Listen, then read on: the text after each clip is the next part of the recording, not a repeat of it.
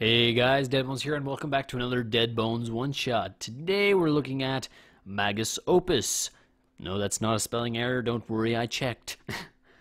This is I'm going to assume it's another visual novel because it seems to be in the same, written in the same program or made in the same program as the other visual novels. So, we're just going to go in and see what it is. As always, I downloaded this, I don't know what it's about, I don't know what's going on. So, this could be wonderful, like Mimi Nazumi or the Gruzel. Yeah, the Gruzel was pretty fun. Or Ripples, they were pretty good. Or it could be a horrible piece of crap like Cheese Adventure. We'll just have to find out together. Let's go. Okay. Bam! You shoot up in your bed. Wait, no, that's deep voice. Let's do good. Let's do a different narrator today. Let's do You hear a crackle, and a nearby candle flickers on as its enchanted sigil detects your presence. Oh, we're a wizard. Bam! You hear that noise again. The rumble from an explosion shakes the house under you.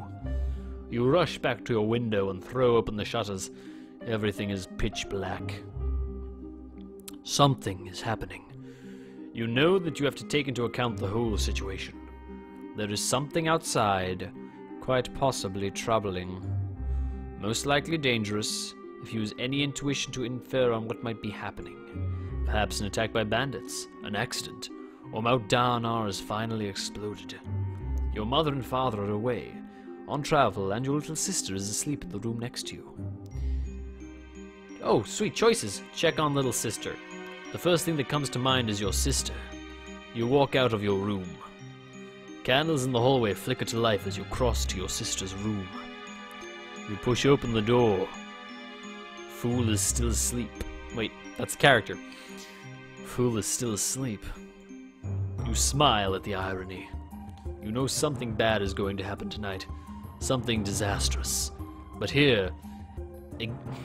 What? Okay, bear with me, folks. I need to figure out how to pronounce this. It's like enigma, but it's not... Enma. I'm gonna say Enma. The G is silent. It's Enma, alright? But here, Enma is sleeping in total peace. You flicker on her forehead. Wake up. She sits up in her bed, holding her forehead. Is Mommy and Daddy back? Hello, it's Mimi Nazumi again. Fucking stupid bullshit. No, there was an explosion outside. Follow me. You know she's too young to understand, but will follow orders from you if given with a certain level of seriousness. You wait for her to fall out of bed and onto her feet. The two of you walk out, you first. We're going to have to go a little fast, so keep up. You sprint down the stairs.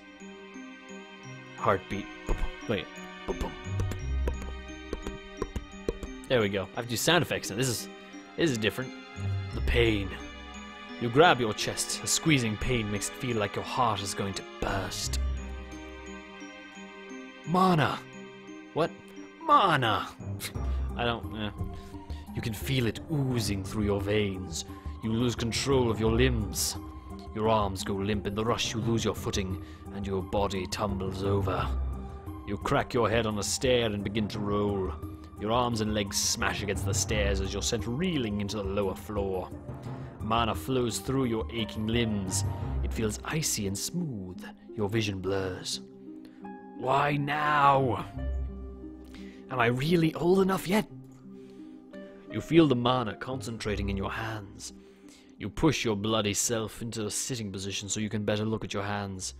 You hold them up in front of you. In your right hand you see a red light. The veins in your fingers pulse violently. You know if you pushed your hand out, a beam of pure mana would shoot out and put a hole in the wall. How you know this, I don't know, because fucking magic, why not? In your left hand, you feel a vague, non-corporeal energy. You sense that if you put that hand out, you could blind someone, or even heal a wound. Ooh, okay, moral choices. Do we go the path of the healer?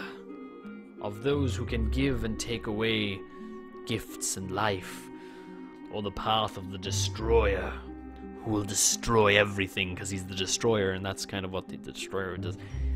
I'm more of a destroyer kind of guy. You clench your right hand. The green light in the left hand dims to nothing. But you feel a red aura surround your body. You have in you something powerful, though it feels that once you use it, it will be gone. You grunt in pain as you slowly stand up. Blood runs into your eyes, stinging them. You try to wipe the blood from your eyes until the sting in your hand imparts the knowledge that you're just wiping blood on blood. You limp out of your house. That's my boom. There's another explosion and the world is not so dark anymore. In the distance there is a flickering yellow glow. You dread you know its source. You limp towards the light. The limp turns into a walk, the walk into a run. You run down the road, then between two single-story buildings and around the stable. You see it, the burning house. You hear a scream. You know that voice. Fucking hell. Nosy, right. For all intents and purposes in this game, the G's are silent. Okay? Nosy! A beam falls from the second floor, smashing into kindling. The fire's illumination directs your sight to a trail of blood streaked as far down the street as you can see. With the sight comes the heavy smell of human entrails. Your stomach tightens, a pool of bile rises up to the top of your throat. It spills over into your mouth, but you swallow it back down. Whatever has created that trail of blood is obviously in that direction, but your friend Nosy is trapped in the fire. You might be able to save him. You know what? Fuck Nosy. You know why? Because I don't have to pronounce his name anymore. Go after the villain. You look at the fire and the road. In lieu of the choice before you, you decide to pursue the ones responsible for this massacre. This monster will die. I will protect my village. You hear Nosy scream again. From the way it faded, you know it will be his last. You hold out your right hand and feel the mana gathering. In your mind, you see the burning building. Fire engulfs your hand and then your arm. Your sleeve floats away as ashes, but your body is unharmed. You follow the blood trail. You can't hear or see anything very far in front of you. In your hurried pursuit, a nearby shed catches your attention. You pause, recalling that inside the shed was an old set of armor. It would take some time to put on, and it would slow your mobility, but it could possibly protect you against some physical or magic attacks. You contemplate whether to stick with your decision and attack the enemy, or grab the armor just in case. We're gonna grab the armor. You limp into the building. You open the unlocked door. There's armor in here. You peer inside the shed while holding the door ajar, hoping to let some light in, but only in vain. You wander around, attempting to find the armor, but with any light, you're unsuccessful. Lost in thought, you lean against the wall. This monster, this bad guy, this villain, how am I going to beat it? Maybe I could create some sigils. I've never created one before, but I think I could recreate a few simple ones I've seen. You reach over to a wound on your cheek. The blood is dry and coagulated. You clench the wound, digging your fingers into the gash, drawing out blood in the process. You withdraw your hand and draw a red circle on the back of your left hand to make a simple shape in it. You do the same on your shirt, in the front of your chest, and another one on your neck. That should be enough. You walk out of the shed. I didn't get armor, but I got sigils, I guess. Sigils. This one's weird. This is a weird one. It's a lot of black screen and text. You're inside your own head. You have a tough choice to make. Oh my god, there's villains everywhere, monsters, help us! Yeah, that's more sound effects for you guys. The music doesn't seem to fit with this. It's like very like... Guess you don't have time to think. You turn your head away from the shed and continue down the bloody road. You have to keep focus, keep your flame burning. You shut out the world as you walk. You God damn it. Instinctually, you spin around to see someone running toward you. You throw your flaming hand in front of you. At the last second, you realize that the person approaching you is just another villager. Finding yourself unable to stop from firing, you move a little to the left. The flame shoots from your arm. It bursts into a house, decimating a window and setting the innards ablaze. What's happening? Why are you on fire? Since when did you learn to use fire? Did you just try to kill me? The person screaming at you is not your enemy. It's Josha, A stupid girl. Oh, well, I didn't know she was a fucking girl, but whatever. She now sounds like that. A stupid girl that lives 2 doors down from you. Why are you setting houses on fire? Stop! You ignore her and look at your right hand. The magic is gone now. Your hand feels normal. You try and make it go up in flames again, but you can't feel any mana. Without any magic left, you wonder if you can beat whatever lies ahead. There is this other person next to you. She's screaming at you now, but she could possibly help. Go alone. Leave me alone or the next fireball will be... No, wait, that's not the narrator. Leave me alone or the next fireball will be aimed at your face. You tell her this, it's a lie on several fronts. You're not the guy destroying the town, you have no magic left, but it works. Joshua runs off in a mix of crying and screaming. It's almost a shame, she's definitely stronger than you physically, because you're a weak little boy, aren't you? Without the bravado of having magic, you sprint along the bloody trail, you hear a scraping noise, you jump off the road between 2 buildings. Shrouded in darkness, you creep from behind the building, you can't see what's going on. You hear Fuji, a baker, it's his scream this time. Ah, help me, I'm a baker, help me, my name's Fuji. Another explosion, the ground shakes. And we're back to this picture. There is another house completely engulfed in flames. In front of you, you see him, covered in armor with one hand at his belt, holding a bomb. He looks kind of like a robot, but a knight, but also like a Dragon Ball Z character, but with a sword, and one of his arms is kind of on fire. It's actually really strange. The other arm hangs down, dragging a sword. Blood flows from the arm down the sword onto the ground. You wonder who wounded the swordsman, knowing it cost them their life. If you don't stop that swordsman now, others will die. But can you even beat it? Is there another answer to this situation? Wait and see what he'll do. Let's wait and see what he's going to do. You run behind a house to get a closer look at things. Now you can see him. Your heart shatters. Your neighbor is on the floor, dead, cut in half. You see the swordsman's free arm glow as sickly green. He touches his mangled hand with it, healing it in the process. He raises his sword arm into the air. His other hand is wrapped around your sister's neck as he holds her off the ground. No! You run toward him. He yanks his sword down. He slices the front of your sister open. Oh god. Tears flow from your eyes. This is got... I don't like this one, guys. It got real dark real quick. You instinctively touch the sigil on your left hand. A bright light flashes. The swordsman doesn't move. You run to the fiend and punch it in the face. It reels back, but now your hand is throbbing.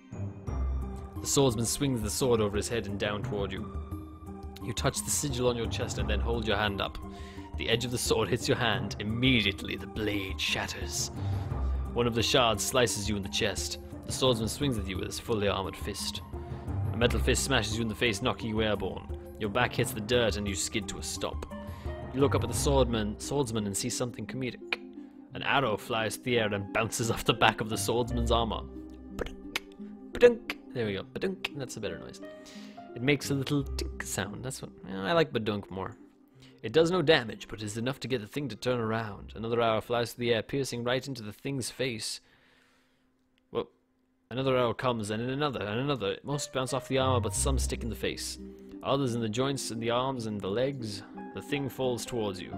You roll the opposite way. Standing up, you notice the house around you are burning. You run from the village. This has to be some cruel joke. My old life fell away so quickly. What am I supposed to make of my choices in the world presented in front of me? Epilogue. Sigilmancer. A year has passed since then. Oh wait, am I a girl? Or am I a guy? Wait, is that me? I can't tell if that's a guy or a girl. That's really, ambiguous. Androgynous? Androgynous is the world, right? Androgynous is the world. Androgynous is the word. You rest in a glade alone with only your thoughts to occupy you. Your mind wanders, as it often does, back to that night. Leaving your village meant leaving everything you knew about the world, but you could feel it changing slowly, drifting towards inevitable conflict. In your travels you had met a great many men, convinced in their own preparedness against the fiends. These illusions were often met with a fatal end, as conventional tactics were met time and time again with brutal results. You vowed that you would not fall prey to the same arrogance. You stood within the glade, rising slowly. You could sense a lone, wandering fiend. Like a beast, his leisurely gait turned into a full sprint the moment he saw you. The sound of crackling filled the air, and a circle of light flashed out but for a moment. There came a great howling wind, and a giant serpent's jaws emerged from the ground and devoured the fiend whole, then descended as quickly as it had appeared. With a final snap, the last remaining sigil dissipated, and the clearing was silent. You stand in the middle of the glade, peering into the forest ahead. Dawn was approaching. The sun's rays danced between the leaves of the trees as you set off once more. Real-world equivalent. Introverted, intuitive thinking, perceiving. Afterwards, the choices in this game are based off the Kiersey Myers-Briggs self-administered personality test. I highly recommend you taking one of these tests, either to find out something about yourself or for entertainment. There are 16 possibilities in this test. This game focuses on 1/4 of them, a subset called Rationalist. In my fantasy world, these people are mages. There are 4 mages to get in this game. Which one are you most like? Okay. Oh, there's the credits. Okay, that was a... Huh. If I had to rate it on a scale, guys, I'd put it's above cheese. It's below the Gruzel. And yeah, it's above cheese, but it's below the Gruzel. It's better than cheese, but not by much. It was okay. It had a story. Apparently, I'm a sigilmancer. And I'm an intuitive thinker. And I'm perceiving. I think a lot, which doesn't make much sense. Anyway, that's enough of this Magus Opus, Magus, bullshitus, crappiest, whatever's. Comment, like, and subscribe as always, guys. Thank you for watching. I already said comment, like, and subscribe. I should have said that after that. This game's got me all screwed up in the head. So, as always, comment, like, and subscribe. That's the 3rd time I've said that. You gotta stop saying that. And, you know, check out other stuff on the channel. Check out the murder. Check out the other one-shot stuff. And go to the subreddit. Check out the subreddit. Why not? Buffalo Wizards discuss things. I don't know. Do the Reddit kind of thing. And, you know, thank you guys for watching. And I will see you next time.